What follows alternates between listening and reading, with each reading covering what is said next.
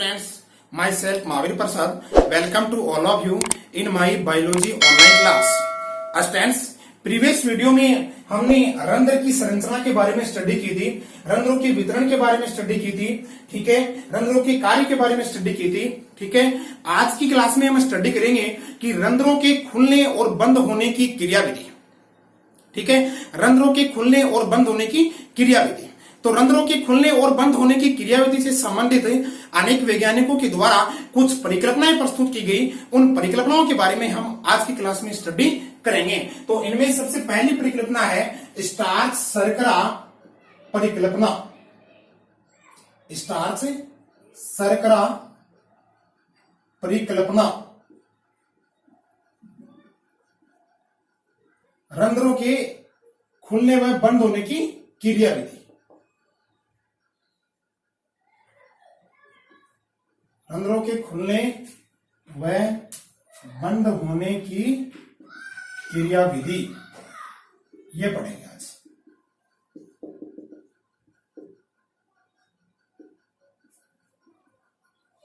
ठीक है, इनमें पहली क्रियाविधि में पहली हाइपोथेसिस है स्टार्च शर्करा परिकल्पना, यानी स्टार्च शुगर हाइपोथेसिस।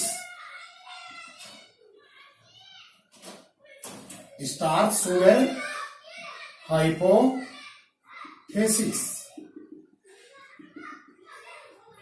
ठीक है। देखिए, स्टार्च शुगर हाइपोथेसिस के अंतर्गत रंध्रों के खुलने व बंद होने की क्रियाविधि बताई गई, ठीक है। इस हाइपोथेसिस को सबसे पहले प्रतिपादित किया था जेडी सायरे नामक साइंटिस्ट ने। जेडी सायरे ने, ठीक है स्टूडेंट्स। इस परिकल्पना में जेडी सायरे ने क्या बताया, देखिए कि रंध्र कैसे खुलते हैं और कैसे बंद होते हैं। सबसे पहली बात, दिन के समय में नॉर्मली हम ये बात पढ़ते हैं कि रंध्र छिद्र दिन के समय में खुलते हैं और रात्रि के समय में बंद होते हैं, ठीक है ना। तो इन्हें क्या बताया, देखिए दिन के समय में पादपों में प्रकाश संश्लेषण की प्रक्रिया संपन्न होती है। कौन सी प्रक्रिया? ये द्वार कोशिकाएं हैं, ठीक है। द्वार कोशिकाओं में हरित लवक होता है और हरित लवक में प्रकाश संश्लेषण की प्रक्रिया संपन्न होती है। प्रकाश संश्लेषण की प्रक्रिया संपन्न होती है तो उस प्रक्रिया में CO2 का उपयोग कर लिया जाता है। किसका? CO2 का उपयोग कर लिया जाता है। तो दिन के समय में CO2 के प्रकाश संश्लेषण में उपयोग होने से CO2 की द्वार कोशिकाओं में क्या हो जाती है? कमी हो जाती है। CO2 की कमी, ठीक है। अब CO2 की कमी हो जाने पर द्वार कोशिकाओं की जो पीएच है वो क्या हो जाती है? बढ़ जाती है। पीएच इंक्रीज हो जाती है, ठीक है ना। CO2 की कमी हो जाने से द्वार कोशिकाओं में पीएच क्या हो जाती है? बढ़ जाती है, ठीक है। पीएच इंक्रीज हो जाती है, ठीक है। अब पीएच इंक्रीज हो जाने पर क्या होगा, इन द्वार कोशिकाओं में एक एंजाइम होता है फास्फोराइलेज एंजाइम। कौन सा? फास्फोराइलेज एंजाइम। फास्फोराइलेज एंजाइम सक्रिय हो जाता है, ठीक है। पीएच बढ़ जाने से फास्फोराइलेज एंजाइम सक्रिय हो जाता है। फास्फोराइलेज एंजाइम सक्रिय, ठीक है। अब फास्फोराइलेज एंजाइम सक्रिय हो जाने पर द्वार कोशिकाओं में जो स्टार्च होता है, जो मांड होता है, ठीक है ना। सायरे से पहले लाइड नामक एक वैज्ञानिक था, लाइड ने बताया था कि द्वार कोशिकाओं में स्टार्च पाया जाता है। क्या पाया जाता है? स्टार्च, ठीक है। अब फास्फोराइलेज एंजाइम पहले निष्क्रिय अवस्था में रहता है, ठीक है। CO2 की कमी होने पर पीएच बढ़ती है, पीएच बढ़ जाने पर क्या होता है? सक्रिय। अब इस सक्रिय हो जाने पर इन द्वार कोशिकाओं में गार्ड सेल के अंदर जो स्टार्च है वो स्टार्च कन्वर्ट हो जाता है इस एंजाइम की उपस्थिति में, फास्फोराइलेज एंजाइम की उपस्थिति में स्टार्च ग्लूकोज 1 फास्फेट में कन्वर्ट हो जाता है, ठीक है ना। इस एंजाइम के सक्रिय हो जाने से स्टार्च किसमें कन्वर्ट हो जाएगा? ग्लूकोज 1 फास्फेट में, ग्लूकोज 1 फास्फेट।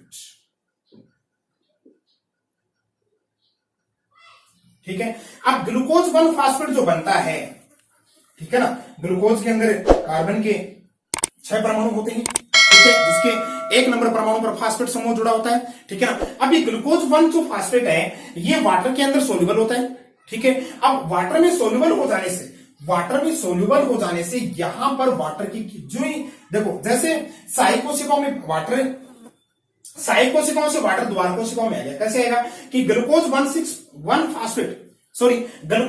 फास्फेट यहां बन जाएगा। ग्लूकोज 1 फास्फेट बनते ही द्वार कोशिकाओं में जल की क्या हो जाएगी, कमी हो जाएगी, क्या हो जाएगी, कमी हो जाएगी, ठीक है ना। यहां पे ग्लूकोज 1 फास्फेट की सांद्रता बढ़ जाएगी, ठीक है ना। अब सांद्रता 1 फास्फेट की सांद्रता बढ़ जाने से यहां पे जल की क्या हो जाएगी, कमी।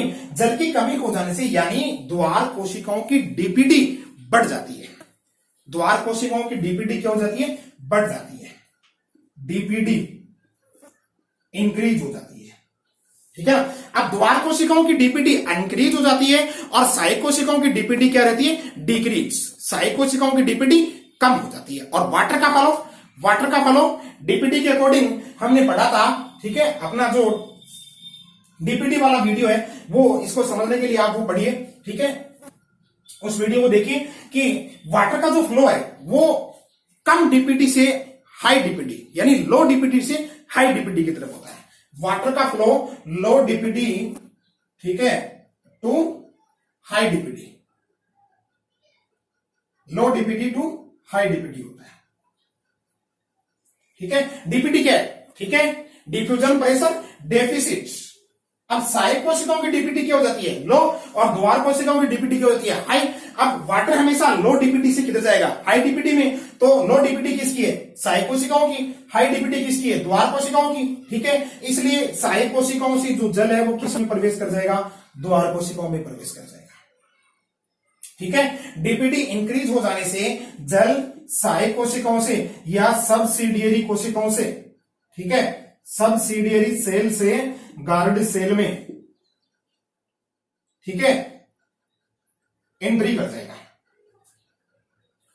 You understand. अब सबसिडियरी सेल से गार्ड सेल में जल एंट्री करेगा तो गार्ड सेल की फिर क्या होगी, गार्ड सेल की जो बाह्य भित्ति है ना, ये अपने प्रीवियस वीडियो में पढ़ी थी, इसकी बाह्य भित्ति क्या होती है, पतली होती है, तो ये बाहर की तरफ खींची जाएगी, ठीक है। और जो ये आंतरिक भित्ति है मोटी होती है, ये भी क्या है, अंदर की तरफ, ये भी खींची जाएगी, ठीक है। जिससे जल की मात्रा इसके अंदर आने से, जल इसके अंदर आने से बाह्य भित्ति जो है बाहर की तरफ खींच जाती है, जिससे द्वार कोशिका गार्ड सेल स्पीड अवस्था में आ जाती है, टारगेट स्टेज में, ठीक है। स्पीड अवस्था में आ जाने से ये फूल जाती है, क्या होती है, फूल जाती है। द्वार कोशिकाओं के फूल जाने से रंध्र छिद्र क्या हो जाएगा, ओपन हो जाएगा, क्या हो जाएगा, ओपन हो जाएगा, ठीक है स्टूडेंट्स। You understand. ये तो थी दिन के समय की बात, कैसे ओपन होता है रंध्र छिद्र। अब रात्रि के समय की बात करें तो रात्रि के समय इसका उल्टा होगा, इसका विपरीत होगा, ठीक है। रात्रि के समय इसका विपरीत होगा।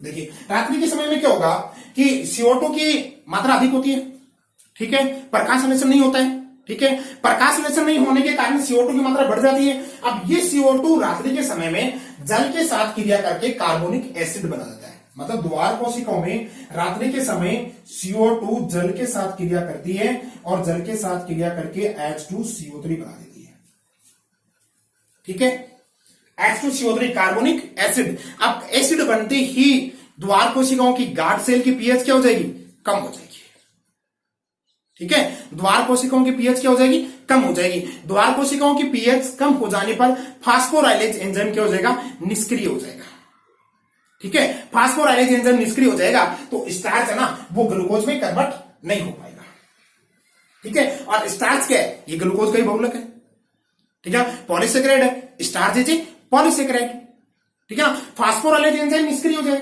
ठीक है। फास्फोराइलेज एंजाइम निष्क्रिय होने से स्टार्च है ना ये ग्लूकोज 1 फास्फेट में कन्वर्ट नहीं होगा। अब ग्लूकोज 1 फास्फेट में कन्वर्ट नहीं होगा तो यहां जो डीपीडी है, डीपीडी गार्ड सेल की डीपीडी क्या हो जाएगी, कम हो जाएगी, ठीक है स्टूडेंट्स। गार्ड सेल की डीपीडी कम हो जाएगी, गार्ड सेल की डीपीडी कम और सहायक सेल, ये जो सबसिडियरी सेल है, इनकी डीपीडी क्या हो जाएगी, बढ़ जाएगी, ठीक है ना। अब वाटर का फ्लो किधर होता है, कम डीपीटी, मतलब लो डीपीटी टू हाई डीपीटी। अब गार्ड सेल से जो जल है वो किस में प्रवेश करेगा, साई कोशिकाओं में प्रवेश करेगा, ठीक है, जिसके कारण गार्ड सेल अपनी सामान्य अवस्था में आएंगे, ठीक है ना। सामान्य अवस्था में आने के बाद ये मतलब गार्ड सेल जो सलत अवस्था में सलत हो जाएंगे, ठीक है। जल जब गार्ड सेल से सब्सिडियरी सेल में आएगा तो ये जो गार्ड सेल है ये सलत अवस्था में आती है, फ्लैसिड, ठीक है, फ्लैसिड स्टेज में आती है। फ्लैसिड स्टेज में आ जाने से ये पिचक जाती है, गार्ड सेल क्या हो जाती है, पिचक जाती है, और पिचक जाने पर रंध्र छिद्र क्या हो जाते हैं, बंद हो जाते हैं, ठीक है स्टूडेंट्स, यू अंडरस्टैंड, राइट, ठीक है। तो रात्रि के समय में गार्ड सेल सलत फ्लैसिड स्टेज में, फ्लैसिड, और दिन के समय में गार्ड सेल टारगेट स्टेज में। कौन सी स्टेज में आएंगे, टारगेट स्टेज में। दिन के समय में टारगेट और रात्रि के समय में फ्लैसिड, ठीक है। फ्लैसिड हो जाएंगे तो रंध्र छिद्र क्या हो जाएगा, बंद हो जाएगा।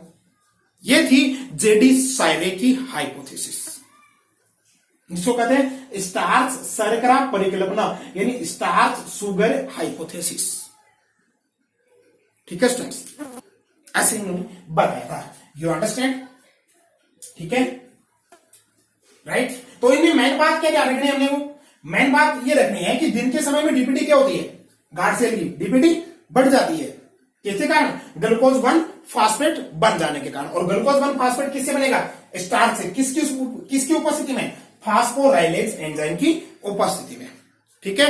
और फास्फोराइलेज एंजाइम सक्रिय कब होगा, जब पीएच बढ़ जाएगी। और पीएच कब बढ़ेगी, गार्ड सेल की पीएच कब बढ़ेगी, दिन के समय में बढ़ेगी, ठीक है। और रात्रि के समय में CO2 H2O के साथ क्रिया करके जैसे H2CO3 बनती है, जिससे पीएच क्या हो जाएगी, कम हो जाएगी, ठीक है ना। और पीएच के कम होने से फास्फोराइलेज एंजाइम क्या हो जाएगा, निष्क्रिय हो जाएगा। ये निष्क्रिय हो जाने से जो स्टार्च है ये ग्लूकोज 1 फास्फेट में कन्वर्ट नहीं होगा, ठीक है स्टूडेंट्स, यू अंडरस्टैंड। जिससे क्या होगा, रात्रि के समय में गार्ड सेल की डीपीटी लो, ठीक है, सब्सिडियरी की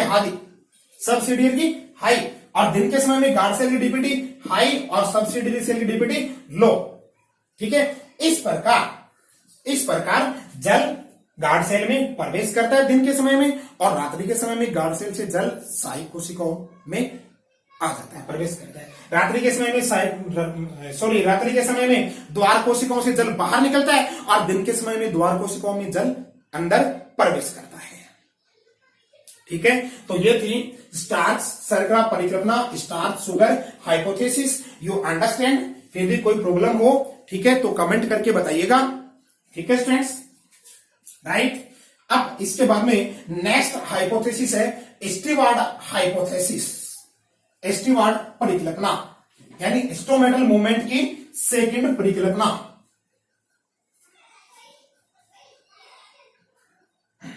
देखिए नेक्स्ट स्टोमेटल मूवमेंट की सेकंड परिकल्पना स्टीवार्ड नामक वैज्ञानिक के द्वारा दी गई थी, जिसको कहते हैं स्टीवार्ड हाइपोथेसिस, यानी स्टीवार्ड परिकल्पना, रंध्रों के खुलने व बंद होने की स्टीवार्ड परिकल्पना,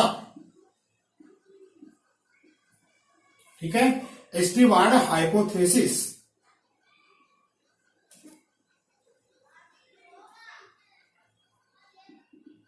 स्टीवार्ड हाइपोथेसिस, देखिए स्टीवार्ड ने क्या किया, स्टीवार्ड हाइपोथेसिस में क्या बताया गया कि स्टीवार्ड ने स्टार्च शुगर हाइपोथेसिस को मॉडिफाइड किया, ठीक है।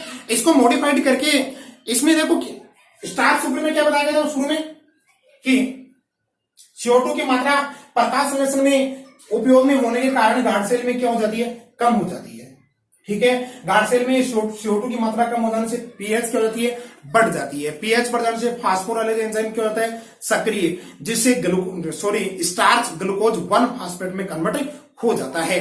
स्टीवार्ड ने क्या कहा कि भाई ग्लूकोज 1 फास्फेट जो बनता है स्टार्च से, ग्लूकोज 1 फास्फेट, ठीक है, स्टार्च से ग्लूकोज 1 फास्फेट जो बनता है ना, ये फिर आगे कन्वर्ट होता है, यानी परिवर्तित, यानी बदलता है ग्लूकोज 6 फास्फेट में, ग्लूकोज 6 फास्फेट में। बस इतना ही मॉडिफाइड किया इसको, स्टार्च शुगर हाइपोथेसिस को स्टीवार्ड ने मॉडिफाइड किया थोड़ा सा। क्या किया कि स्टार्च शुगर हाइपोथेसिस में जेडी सायरी ने जो ग्लूकोज 1 फास्फेट बनाया था, ठीक है, बताया था कि ग्लूकोज 1 फास्फेट बनता है स्टार्च से, ठीक है। तो इसके बाद में स्टीवार्ड ने बताया कि ग्लूकोज 1 फास्फेट आगे ग्लूकोज 6 फास्फेट में कन्वर्ट हो जाता है, ठीक है ना, और ये ग्लूकोज 6 फास्फेट है ना, ये फिर आगे ग्लूकोज में कन्वर्ट हो जाता है। किसमें? ग्लूकोज में। ये बात स्टीवार्ड ने बताई थी। और ये ग्लूकोज है ना, ग्लूकोज 1 फास्फेट के कंपैरिजन में वाटर के अंदर अधिक सोल्यूबल होता है, ठीक है ना। ग्लूकोज 1 फास्फेट के कंपैरिजन में जल के अंदर अधिक सोल्यूबल होता है। अब ग्लूकोज बन जाने का लिए वाटर के अंदर अधिक सोल्यूबल है, ठीक है। अब ये बन जाने के बाद में, ठीक है, गाढ़ सेल में क्या होगा? जल की कमी, यानी डीपीटी बहुत ज्यादा बढ़ जाएगी, ठीक है। गाढ़ सेल की डीपीटी, दिन के समय की बात कर रहे हैं, गाढ़ सेल की डीपीटी क्या हो जाएगी? बढ़ जाएगी, ठीक है, दिन के समय में। अब डीपीटी बढ़ जाएगी और सहायक कोशिकाओं की डीपीटी क्या होगी? कम होगी, जिससे जल सहायक कोशिकाओं से गाढ़ सेल में, यानी सब्सिडियरी सेल से गाढ़ सेल में जल प्रवेश कर जाएगा, जिससे गाढ़ सेल स्फीत अवस्था में आ जाएगी, और स्फीत अवस्था में आ जाने से गाढ़ सेल फूल जाती हैं, और इनके फूल जाने से रंध्र छिद्र खुल जाते हैं, ठीक है स्टूडेंट्स। और रात्रि के समय में इसका उल्टा होगा, ठीक है, ग्लूकोज 6 फास्फेट में कन्वर्ट हो जाएगा, क्योंकि रात्रि के समय में फास्फोराइलेज एंजाइम है ना, वो क्या हो जाता है? निष्क्रिय। क्या होता है? निष्क्रिय हो जाता है, ठीक है, जिससे स्टार्च वापिस रात्रि के समय में क्या बन जाता है? स्टार्च बन जाता है, ठीक है ना। स्टार्च बन जाने से देखो फास्फोराइलेज एंजाइम रात्रि के समय में निष्क्रिय हो जाएगा, जिससे CO2 और वाटर है, CO2 और वाटर, CO2 प्लस H2O ये क्रिया करके बना देंगे H2CO3, ठीक है। pH कम हो जाएगी, ठीक है ना, रात्रि के समय में, ठीक है। तो इनकी डीपीटी क्या हो जाएगी? कम हो जाएगी। स्टार्च बन जाने से डीपीटी क्या हो जाएगी? कम बन जाएगी। pH कम हो जाएगी, pH कम हो जाने से डीपीटी भी कम हो जाएगी, और सहायक कोशिकाओं की डीपीटी बढ़ जाएगी। इसलिए रात्रि के समय में गाढ़ सेल से सहायक कोशिकाओं में जल प्रवेश करता है, जिससे गाढ़ सेल फ्लैसिड स्टेज में आ जाती हैं, ठीक है ना, सलत अवस्था में आ जाती हैं, पिचक जाती हैं, और पिचक जाने से रंध्र छिद्र जो है वे क्या हो जाते हैं? बंद हो जाते हैं, ठीक है ना स्टूडेंट्स। अब ये जो 2 परिकल्पनाएं हैं, इन 2 परिकल्पनाओं के बाद में एक तीसरी परिकल्पना और प्रस्तुत की गई, ठीक है स्टूडेंट्स। उसके बारे में हम नेक्स्ट वीडियो में स्टडी करेंगे, ठीक है। ये दोनों परिकल्पनाएं आप समझ गए होंगे, ठीक है स्टूडेंट्स। फिर भी कोई समस्या हो, ठीक है, तो कमेंट में बताइएगा, कमेंट करके बताइएगा, ठीक है। Thank you for watching my video. Please like, comment, share and subscribe to my channel, ठीक है स्टूडेंट्स। ओके, मिलते हैं नेक्स्ट वीडियो में नेक्स्ट टॉपिक के साथ। तब तक के लिए गुड बाय।